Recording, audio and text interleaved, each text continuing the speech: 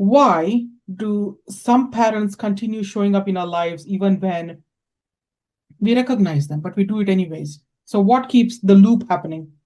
Oh, yes, I love this question so much because people believe self-awareness is everything, but Mm, actually self-awareness can feel much more painful than not being aware at all because you're not mm. aware of what you're not aware. So you go Yes. on with the repeat, you may react, you may shout, you may get angry at certain situation, but it's like you're not taking accountability because you believe the fault is out there. And in a way, it's easier to live that life. Mm, But when you start observing yourself and going, hang on a second, let's say I've been in 4 relationships, all of them have ended because I couldn't, control my temper or because I did mm, this.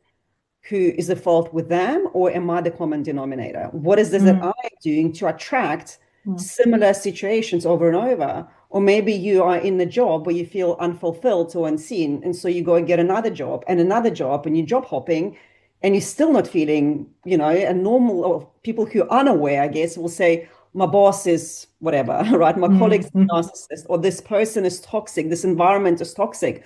But an aware person will go, hang on a second, it's been 4 jobs and I'm still experiencing this toxicity or this narcissism around me. What is it in me that is creating this reality? And this is really hard question because it teaches us to really face what's going on within us. And mm, that's uncomfortable. That's very uncomfortable because it's a lot easier to point your finger out there.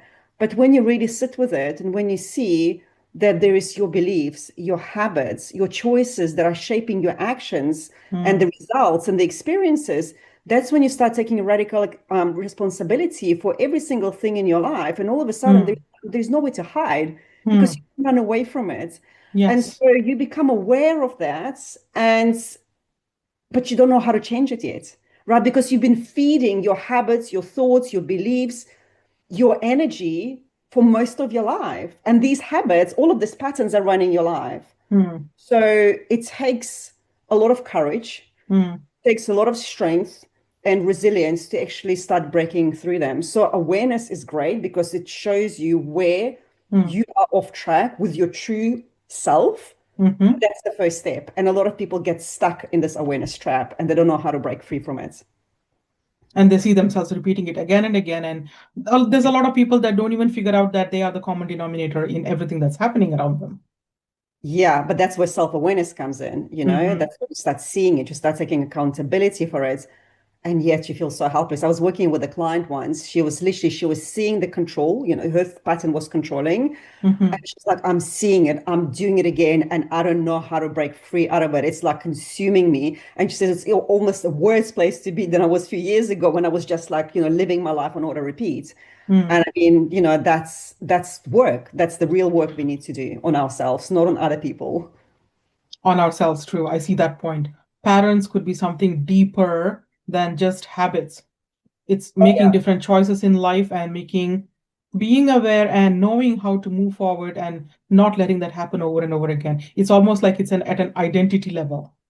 Like I am Exactly. the person that keeps breaking up.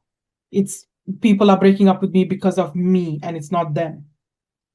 Right. And then So, what I would like to add that because when we have this realization, it's so easy to start beating yourself up. mm, Right. And that's what people keeps people even trapped even more.